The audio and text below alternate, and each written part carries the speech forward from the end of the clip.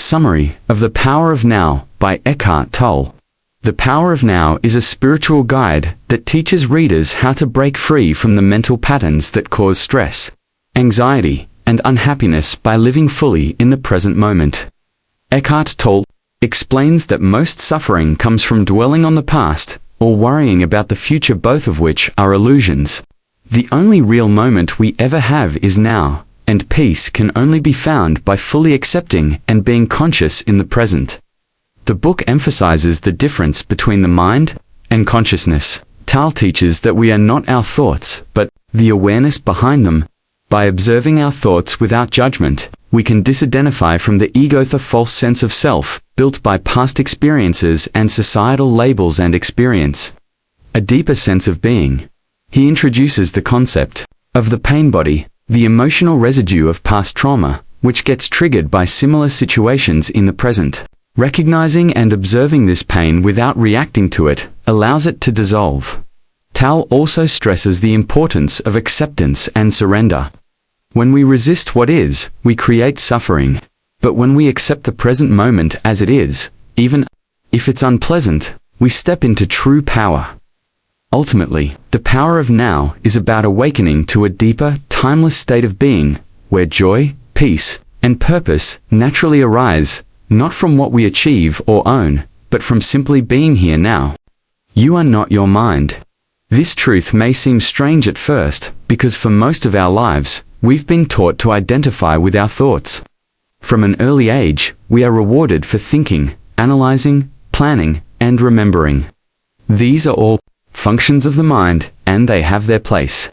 But somewhere along the way, we began to believe that the voice in our head is who we are. That voice that constantly narrates, judges, compares, plans, regrets, and dreams. It's become so loud and dominant that we've lost sight of the still awareness beneath it. The power of now begins when we understand that our true self is not the chatter in our mind, but the one who hears it. The mind is a powerful tool, but it is only a tool. The problem begins when we let it take over completely. Instead of using the mind, we are used by it. The mind begins to run on autopilot, recycling old thoughts, worrying about the future, reliving the past, and creating scenarios that never actually happen. This constant mental activity keeps us distracted from the only thing that is ever real, the present moment, the now. That quiet space of pure being underneath all the noise. Freedom comes when we create space between our thoughts and our awareness. When you step back and observe your thoughts without getting caught up in them, you begin to realize that there is a deeper part of you. That deeper part is not concerned with who said what yesterday or what might happen tomorrow. It simply exists, peacefully, in the present. It does not judge, compare, or criticize. It just is. This is the beginning of awakening. Most suffering comes from the mind's resistance to the present moment. When we think about what should be happening instead of what is happening, we feel frustration, anxiety, anger, or sadness. The mind constantly pulls us out of the now by reminding us of past pains or inventing future fears. But these are mental constructions, not reality. The only true reality is what's happening right now. And in the now, there is rarely any real problem. The problem lives in your story about the moment, not the moment itself. If you sit quietly and watch your thoughts, you'll notice how repetitive and predictable they are. You'll see how they jump from topic to topic, how they often focus on lack, fear, or desire. But if you don't resist the thoughts, if you simply let them pass by like clouds in the sky, you start to feel space within. In that space, you begin to touch something deeper than thought, a calm presence that doesn't need words to exist. That presence is you. Not the little you created by your memories, roles, or achievements, but the true, formless you. That is always there beneath the surface. This is the essence of the power of now. When you stop identifying with your thoughts, when you no longer believe everything your mind says, you begin to experience a sense of peace that is not dependent on external circumstances. You become rooted in being rather than doing. You don't have to escape to a mountain or meditate for hours. All it takes is a moment of stillness and presence to return to that The mind will resist this process because it thrives on time. It feeds on the past and future. It loves to replay arguments, worry about outcomes, and plan what's next. But this constant mental noise only serves to separate us from the richness of life. Life is not happening in your head. It's happening in this very moment. The feel of the air on your skin, the sound of a bird in the distance, the rhythm of your breath, these are all doorways to presence. When you bring your attention fully to the now, the mind begins to quiet down. You realize that you don't have to solve everything right this second. You don't have to carry the weight of your entire life on your shoulders. You only have to be here, fully and completely. And in that being, a profound sense of ease arises. You're no longer chasing after life, nor are you running from it. You're simply allowing it to unfold, moment by moment, with open awareness. Even emotions, which often feel so overwhelming, become manageable when you stay present with them. Instead of resisting or judging what you feel, you simply notice it. You breathe through it. You allow it. And in that allowing, the emotion begins to lose its grip. You understand that emotions, like thoughts, are temporary waves that come and go. But the ocean beneath us, still awareness that observes it, all remains unchanged. This doesn't mean you never think or plan. The mind still has a role, but it no longer runs the show. You use the mind when needed and set it down when not. Just as you would pick up a tool for a specific task and put it away afterward, you learn to relate to your mind with wisdom and detachment. You are no longer its slave. You are its master. Practicing presence doesn't require effort. In fact, effort often pulls you back into the mind. Presence is a surrender, a letting go. It's the decision to stop resisting what is and to meet life as it shows up. Whether you're washing dishes, walking outside, or having a conversation, you bring your full attention to it. You listen deeply. You feel fully. You respond rather than react. Over time, this way of living becomes natural. You begin to notice how much lighter life feels. You're less affected by drama, less reactive to negativity, and more open to joy. You laugh more easily. You love more freely. You find meaning not in grand accomplishments, but in simple moments of connection and stillness. The power of now is not a concept to understand intellectually. It is a truth to be lived and experienced directly. And that experience begins the moment you stop, breathe, and remember you are not your mind. You are the awareness behind it. Live in the present moment.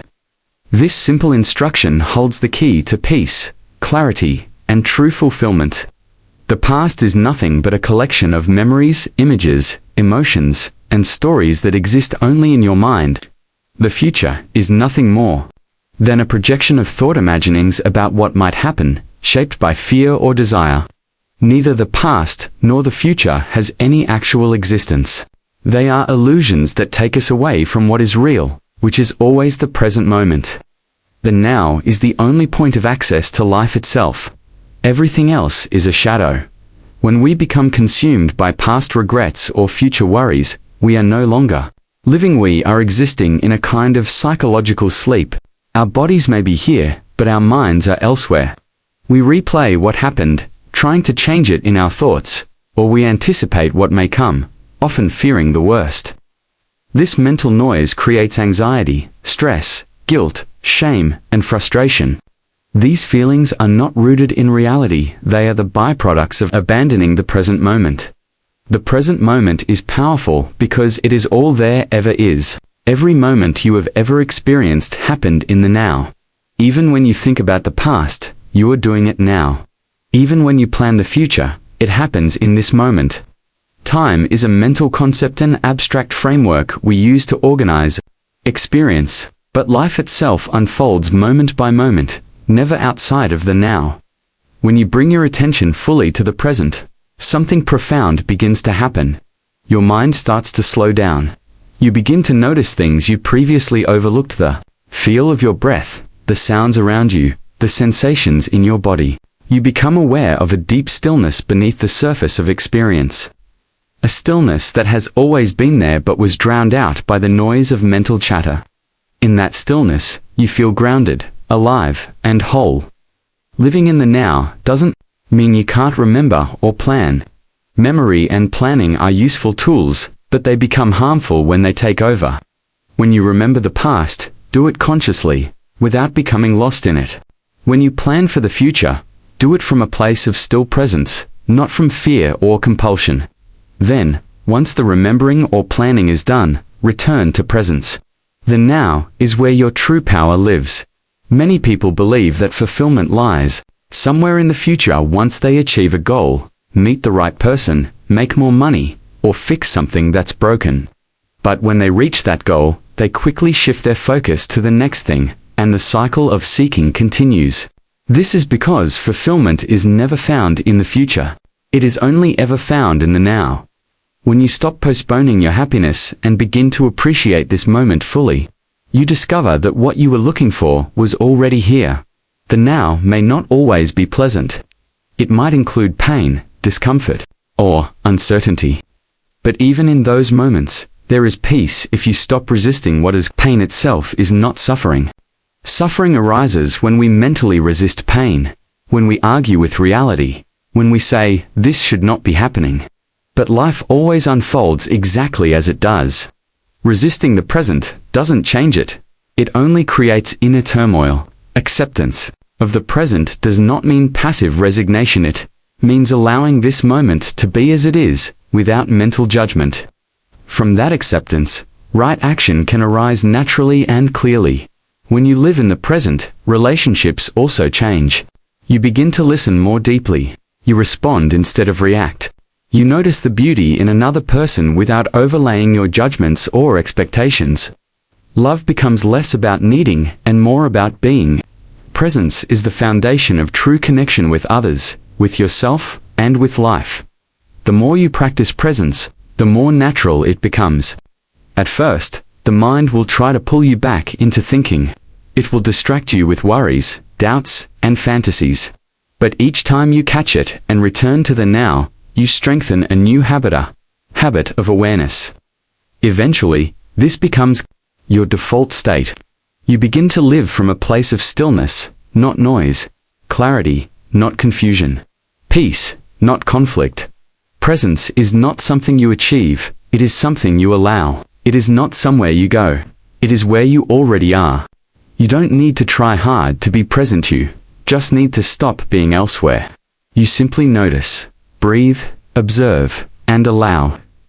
In that simple allowing, you rediscover the joy of being alive. Everyday activities become sacred when infused with presence. Washing dishes, walking, eating, or sitting in silence become meditative acts. You begin to see beauty in the ordinary. You realize that life doesn't need to be dramatic or intense to be meaningful. Meaning arises from your state of awareness, not from the activity itself. Even in times of great challenge or crisis, the now offers refuge. When life feels overwhelming, bring your focus back to this breath, this step, this sensation. Break down the chaos into this one moment. In the now, there is always enough strength to take the next step. The mind may tell you it's too much, but the now is never too much. It's only when we carry the whole story of the past and future that we feel crushed. In the simplicity of the now, there is always peace. To live in the present moment is to live in alignment with reality. It is to say yes to life as it is, not as you wish it to be. This doesn't mean you don't work for change. It means you stop resisting what is and take inspired action from a place of inner clarity. You stop trying to escape the now and start embracing it fully. The power of now is not a technique, philosophy, or belief system. It is a direct experience. It is something you feel more than understand. The mind will try to grasp it, but it cannot. Presence must be lived. And once you taste it, even briefly, you begin to crave more, not out of need, but because it is your natural state. Peace, joy, and love are not things to be found. They are who you are when you are fully here. The ego thrives on time. It draws its sense of identity from stories, achievements, failures, roles, and expectations that are rooted in the past or projected into the future. The ego is the false self, the mental construct that says, this is who I am based on memory, comparison, or desire. It needs time to exist because it cannot survive in the present moment. In the now, there is no story to hold on to, no identity to defend, no future to chase. That's why the ego fears the present. In the stillness of now, it disappears. The ego clings to what has happened, constantly revisiting old wounds, rehashing triumphs, or playing the role of the victim, the winner, the loser, the one who was wronged, or the one who succeeded. It seeks to create a strong sense of self through these mental labels and identifications. It says, I am this because that happened to me, or I will be worthy once I achieve this thing in the future. It uses the past for identity and the future for fulfillment. But both are illusions, and the ego is sustained by them.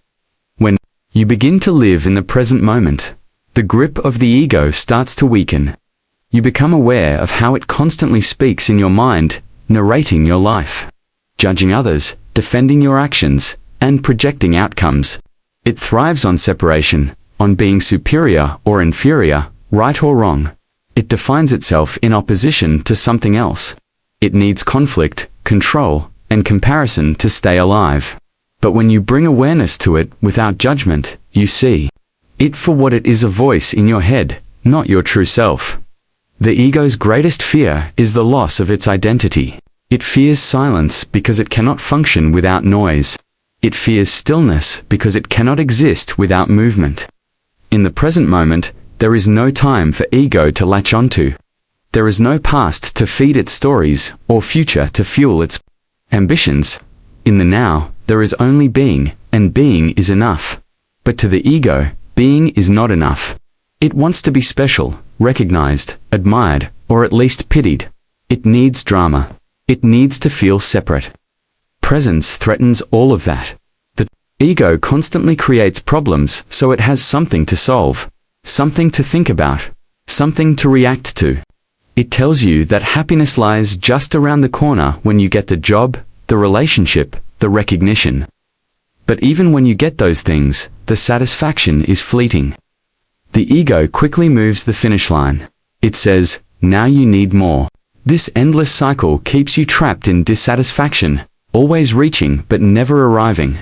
The power of now ends this cycle by showing you that fulfillment is not in the future. It's in the awareness of this moment. When you begin to observe your ego in action, you don't need to fight it. Fighting only strengthens it, because the ego feeds on resistance. You simply recognize it. You notice when it's trying to make you feel superior or inferior, when it's trying to win an argument or protect an image. You notice how it reacts when someone criticizes you or ignores you. You observe its defensiveness, its impatience, its need to be right. And in that observation, you create space between your awareness and the ego. That space is the beginning of freedom. Living in the present does not mean you lose your personality or preferences. It means you are no longer ruled by a false sense of self. You can still plan, communicate, and take action, but it comes from a place of clarity rather than fear or pride. You become more authentic because you are no longer acting to protect a mental image. You are simply being who you are, without pretense or attachment. The ego also feeds on time by creating urgency. It says, I have to fix this now, or I need to be somewhere else. It's always pushing you away from the present moment into a state of lack. It tells you that this moment isn't enough, that you aren't enough, that something needs to happen before you can be okay. But this is just a story. In truth, you are always enough in the now, because the now is all there is. Ego also creates time through regret and resentment. It replays past events, especially painful ones, keeping wounds fresh and identities intact. It says, I can't believe that happened, or I was wronged, or I failed. These thoughts may seem like reflections, but they are chains that bind you to suffering. Presence breaks those chains. When you are fully present, you see that the past cannot touch you now.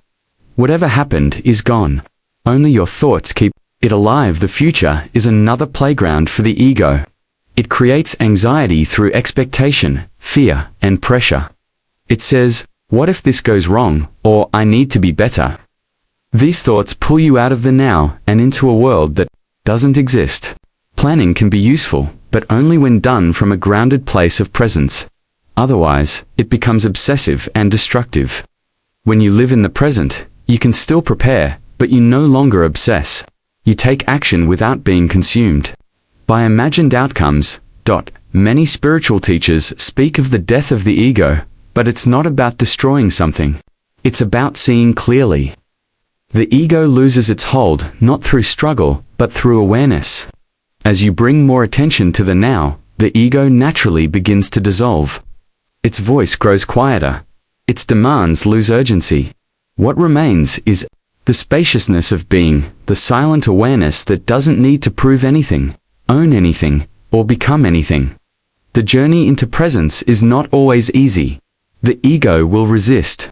It will whisper doubts. It will try to pull you back into stories and worries. But each moment you choose awareness, you weaken its control. Each time you return to the breath, to the body, to the stillness of now, you remember who you truly are, not the mind, not the story, not the image. You are the presence behind it all. The power of now is not about gaining something new. It's about remembering what was always there, hidden beneath the noise of the ego. In that remembrance, you find peace not because life becomes perfect, but because you no longer need it to be. You have stopped searching for yourself in time, and you have come home to the only place where life truly exists this moment. Pain is caused by resistance. This is one of the most profound truths hidden beneath the surface of everyday life. While physical pain may be a natural part of being human, suffering, the ongoing emotional and mental torment we experience, is often something we unconsciously create ourselves. It doesn't come from the situation itself, but from our refusal to accept it. Suffering arises when we say in our minds, "This shouldn't be happening," or "I can't accept this." In that moment of resistance, we separate ourselves from what is real, and we create inner conflict. This is the root of suffering, and it is entirely avoidable through the power of now. Resistance is the mind's way of fighting reality. It's the ego's refusal to allow the present moment to be as it is. We often confuse acceptance with weakness, as though allowing a situation means giving up or agreeing with something we don't like. But acceptance isn't passivity. It's not about approving of a painful experience or pretending that everything is fine. It's about seeing clearly and choosing peace over inner warfare. Acceptance is the first step to transformation. When we stop resisting, we begin to see what's really happening without the distortion of judgment and fear. The ego resists the present because it believes it knows how life should unfold. It has a blueprint of how things are supposed to go, and when reality doesn't match that mental image, it creates tension. That tension manifests as frustration, sadness, anxiety, or anger. But life doesn't follow our plans. Life simply unfolds. It doesn't wait for our permission or bend to our preferences. When we resist what is, we suffer. When we allow the moment to be, we return to peace. Pain is a natural part of life: loss, disappointment, illness, failure. But our resistance to pain adds layers of unnecessary suffering. If you burn your hand, there is pain. But if you mentally replay the story of how it shouldn't have happened, if you blame yourself or someone else, if you fear that it will never heal, this is suffering. Pain is inevitable at times, but suffering is a choice. That choice is made every time we argue with the present moment instead of accepting it. When we resist, we give energy to the very thing we're trying to avoid. We feed the problem with our thoughts, emotions, and fear. The more we fight a situation, the more it grows in our mind. Acceptance removes that fuel. It doesn't mean we stop taking action. It means we take action from a place of inner clarity, not from fear, anger, or desperation. It means we respond rather than react. In the power of now, we learn to become observers of our experience. We begin to notice how resistance feels in the bodhi: tightness, a tension, a heaviness. These sensations are signals that we are mentally fighting with reality. In that awareness, we can take a breath, soften, and let go. Letting go doesn't mean everything magically becomes perfect. It means we stop adding unnecessary pain to what already is. So much of human suffering comes from wanting the moment to be different than it is. We wish we were somewhere else, with someone else, doing something else. We compare the now to a fantasy, and in that gap, we create misery. But the present moment is always what it is. No amount of wishing, regretting, or denying will change it. What changes everything is the way we meet the moment. We can meet it with resistance or with presence. Presence brings acceptance. When we are present, we stop the inner narrative that says this is wrong, or I shouldn't feel this way. We stop arguing with life. We simply feel what we feel, notice what we notice, and allow what is to be. In that allowance, pain can flow through us instead of getting stuck. Emotions can arise and fall like waves. The body can begin to release tension. The mind can grow quiet. Healing begins. Sometimes acceptance means sitting in discomfort. It means not rushing to escape or fix. It means being with what is, even if it's difficult. But the paradox is that true change often begins only after we stop resisting. When we accept a situation fully, we can finally see it clearly. We no longer react blindly. We can sense the right action to take, or we might realize that no action is needed at all. Peace becomes more important than being right or getting what we want. In relationships, resistance creates conflict. We try to change others, control them, or make them understand us. We resist how they behave or how they make us feel. But the other person is not the problem. It is our resistance to them that causes our suffering. When we accept people as they are, without needing them to change for our comfort, love begins to flow. Acceptance doesn't mean tolerating abuse or staying in unhealthy situations. It means not adding internal resistance to the situation. From there, we can take empowered and conscious action. The ego resists because it believes surrender is defeat. But, in reality, surrender is strength.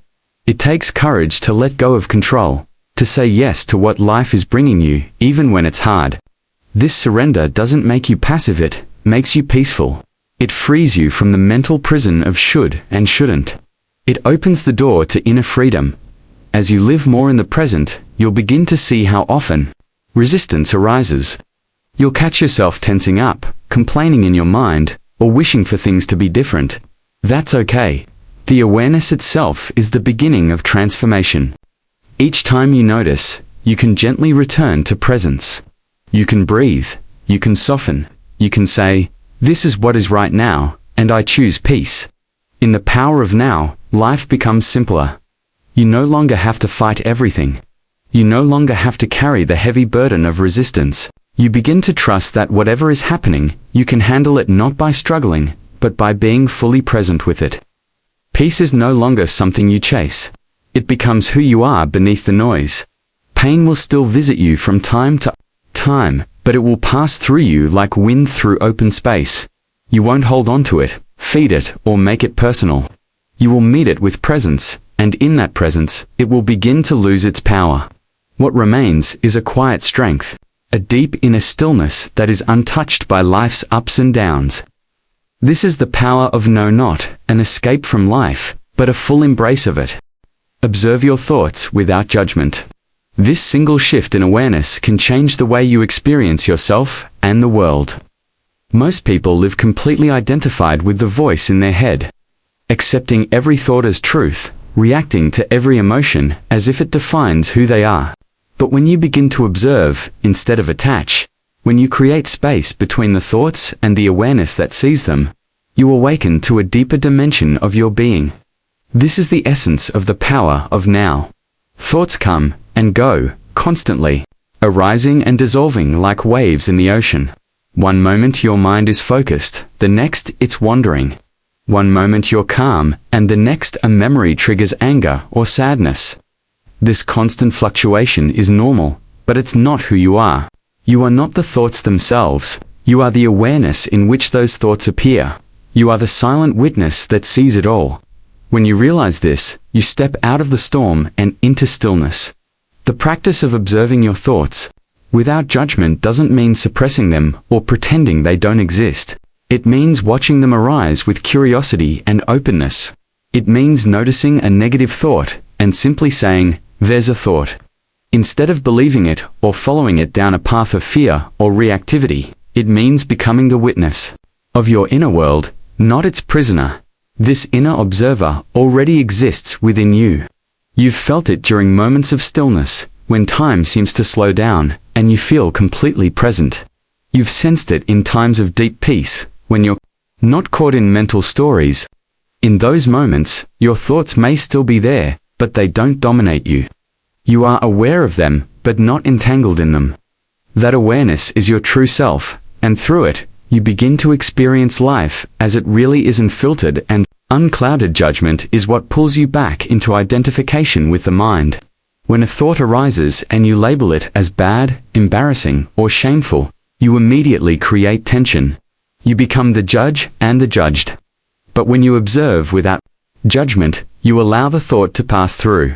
You see that it's just energy, just a mental form, and not a reflection of your worth or your essence. This detachment allows you to remain in presence. Your emotions follow your thoughts, and they too can be observed. When sadness, anger, or fear arises, you don't have to become those emotions. You can notice them, feel them fully, without resistance, and allow them to move through you. This is not denial or suppression.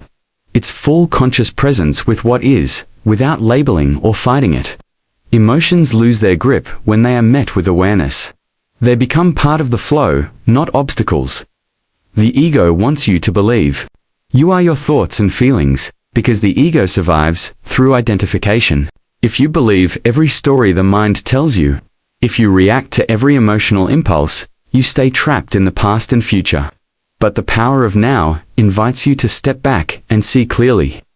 The thought may say, "I'm not good enough," or "things will never change," but when you observe it without judgment, it loses its power. You see it for what it is, a mental habit, not a truth. Observing your thoughts requires stillness. It doesn't mean stopping thought, which is nearly impossible. It means stepping out of the mental noise and into the space that sees it. That space is presence. That space is peace. It is where awareness can grow. With practice, this space gets wider. You begin to respond to life instead of reacting. You listen more deeply. You become more compassionate, both toward yourself and others.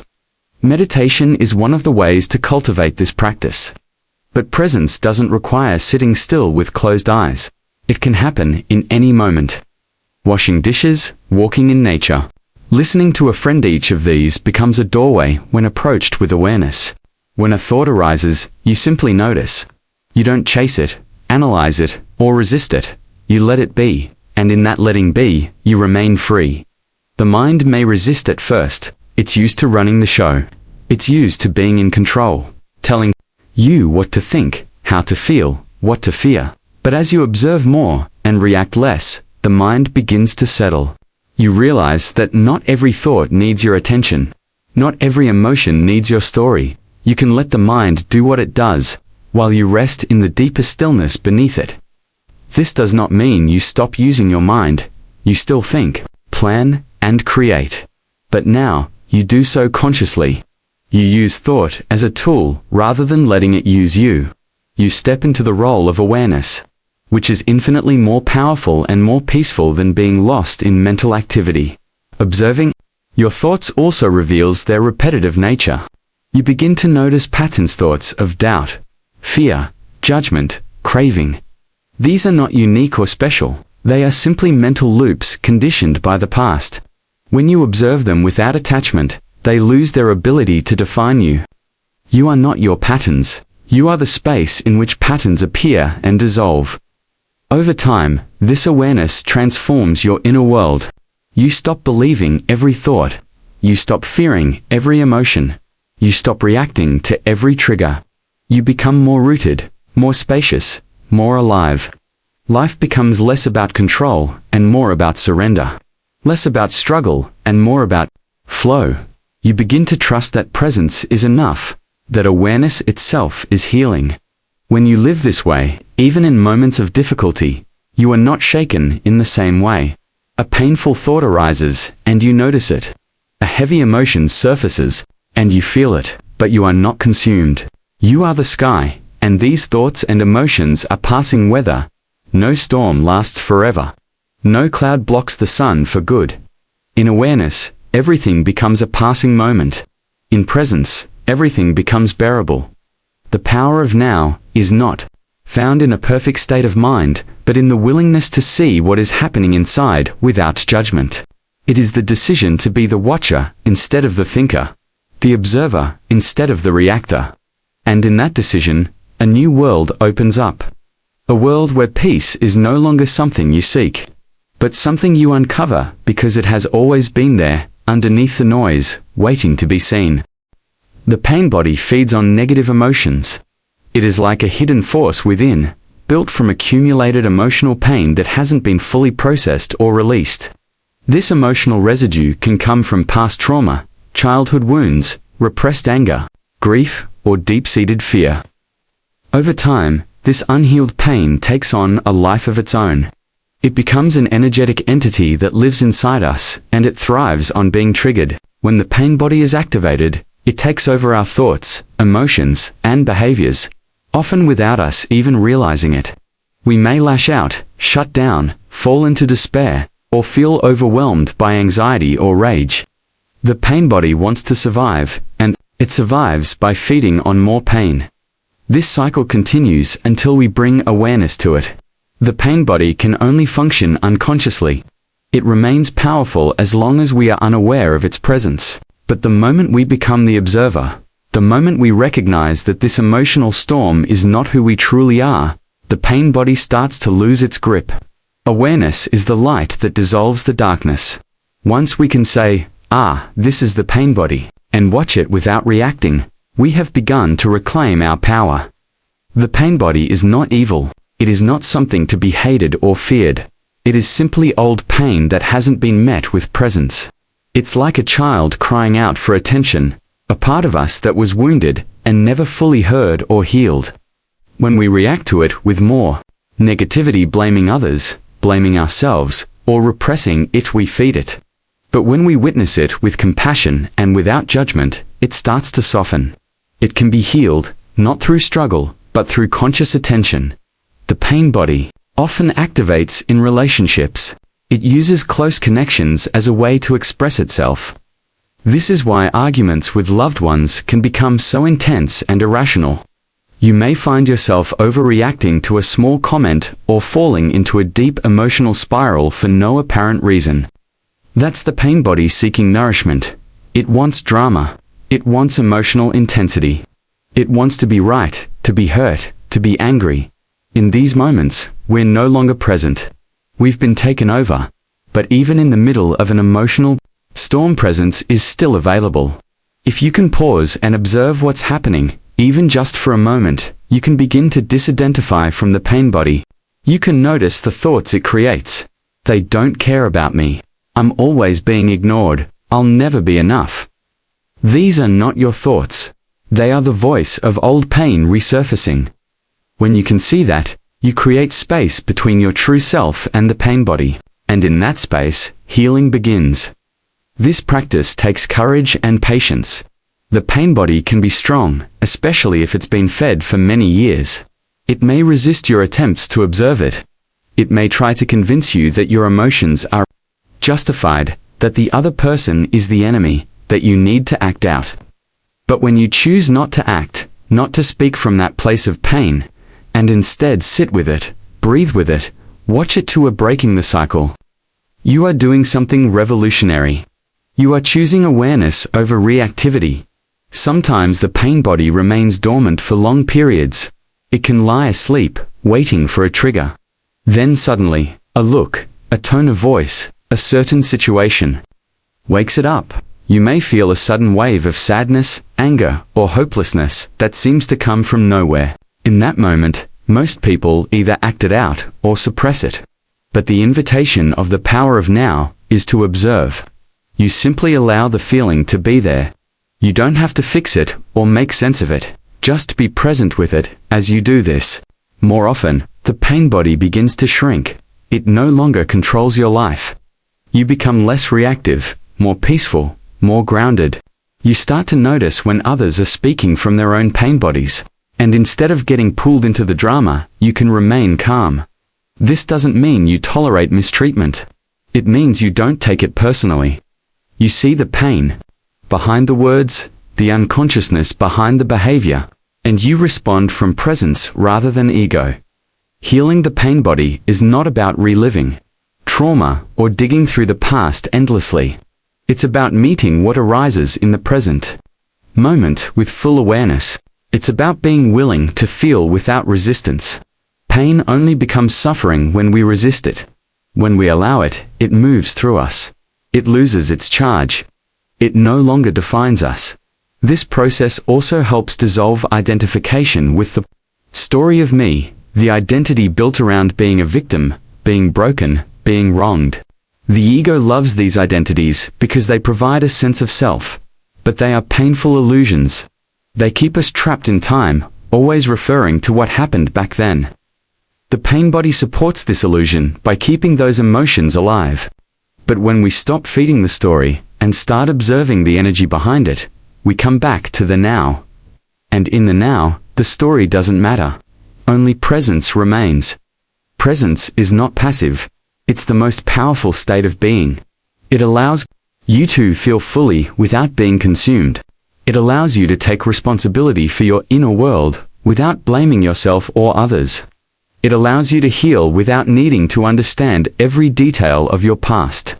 You become a space for transformation simply by being aware. The pain body may never disappear entirely, but that's not the goal. The goal is not perfection. The goal is freedom. Freedom from unconscious reaction. Freedom from emotional chains. Freedom to live in this moment with clarity and peace. The pain body will visit, but you won't invite it to stay. You'll recognize it, acknowledge it, and allow it to pass through like a storm through the sky. Every time you choose to observe rather than react, you reclaim a part of yourself. Every moment of awareness is a step closer to liberation. You are not your pain. You are the awareness that sees it. And in that awareness, the pain body has no power. In the presence of now, it cannot survive. Surrender is not weakness, it is strength. In a world that constantly teaches us to fight, strive, push, and resist, the idea of surrender may seem passive, even cowardly. But true surrender, as described in The Power of Now, is not giving up on life, it is giving in to the present moment. It is the conscious decision to stop resisting what is and to allow life to unfold as it does without labeling it as good or bad. This surrender is not defeat. It is the highest form of inner strength because it requires the courage to let go of the ego's endless need to control. When you surrender to the now, you align yourself with a deeper flow of intelligence that is already present in the fabric of life. This intelligence is not created by the mind. It is the awareness that lies beyond thought. It doesn't seek to change or manipulate the moment, but to fully accept and be one with it. In this space of surrender, there is peace, even if the outer situation remains challenging. Because peace does not come from external conditions, it comes from the absence of resistance within. Surrender does not mean becoming passive or helpless. On the contrary, when you stop fighting with the present, you become empowered to act with clarity and purpose. You respond rather than react. You speak not from fear or anger, but from stillness and presence. And this presence carries a far greater power than any emotional reaction ever could. It has the capacity to dissolve conflict, to bring insight, to shift situations, not by force, but by conscious awareness.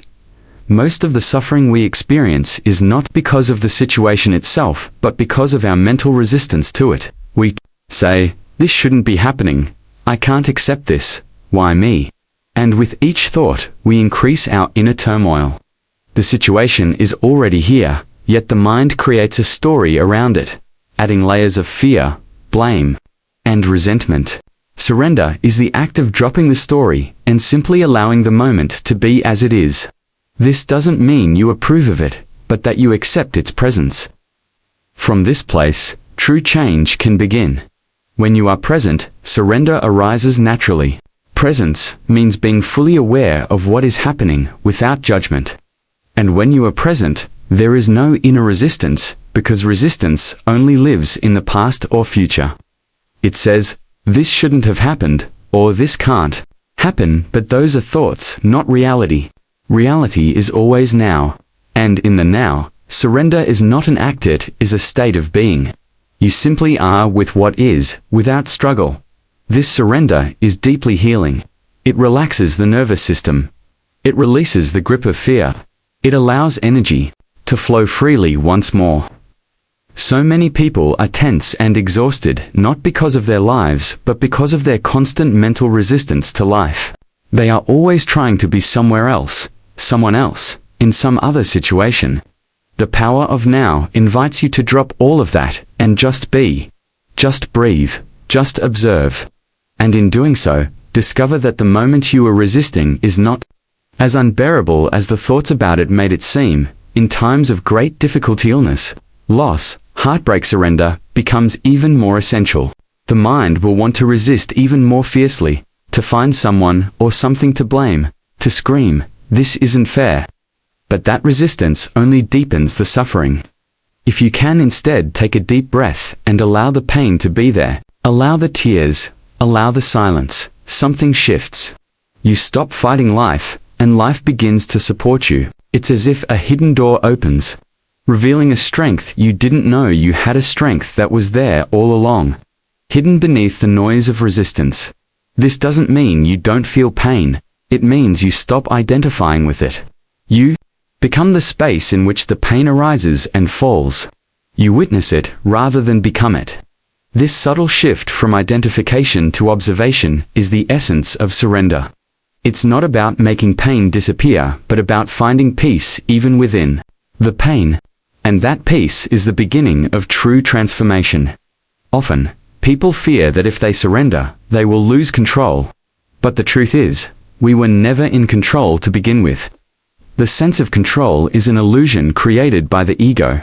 Life is vast, mysterious, unpredictable.